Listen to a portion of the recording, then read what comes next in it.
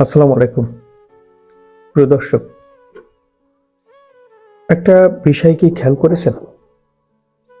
জনাব তারেক রহমান বাংলাদেশে এসেছেন এবং তিনি ইতিমধ্যে বেশ কিছু কাজ কমপ্লিট করে ফেলেছেন। তার ভিতরে উনি আজকে নির্বাচন কমিশনে যে ঢাকা 17 আসনের ভোটার হয়েছেন। এটা একটা গুড নিউজ। উনি দীর্ঘদিন বাংলাদেশের ভোটার ছিলেন না, অবশেষে তিনি বাংলাদেশের ভোটার হতে পারলেন এবং নাগরিকত্ব পেলেন।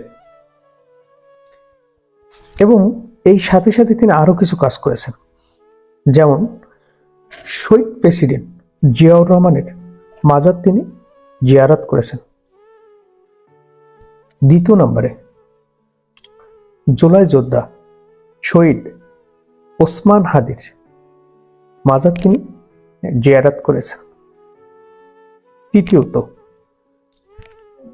পিলখানা হত্যাকাণ্ডের সাথে যে সকল অফিসারগণ শহীদ হয়েছেন তাদের কবর তিনি জিয়ারত করেছেন। অবশেষে তার রেখে যাওয়া আদরের একমাত্র ছোট ভাই আরাফাত রহমান কোকো এর কবরও তিনি জিয়ারত করেছেন।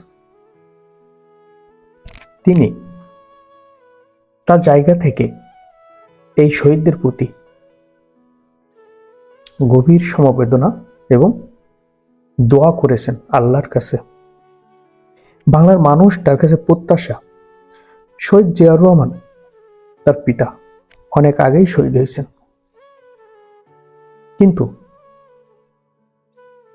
শহীদ ওসমান হাদি, আরাফাত রহমান কোকো এবং পিলখানা অফিসারগণ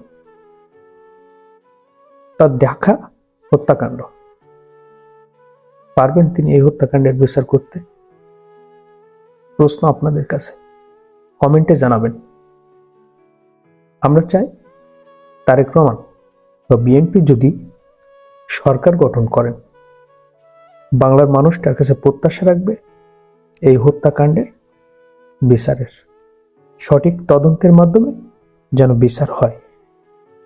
ভালো থাকবেন সবাই, আর ভিডিওটি ভালো লাগলে অবশ্যই সাবস্ক্রাইব করবেন।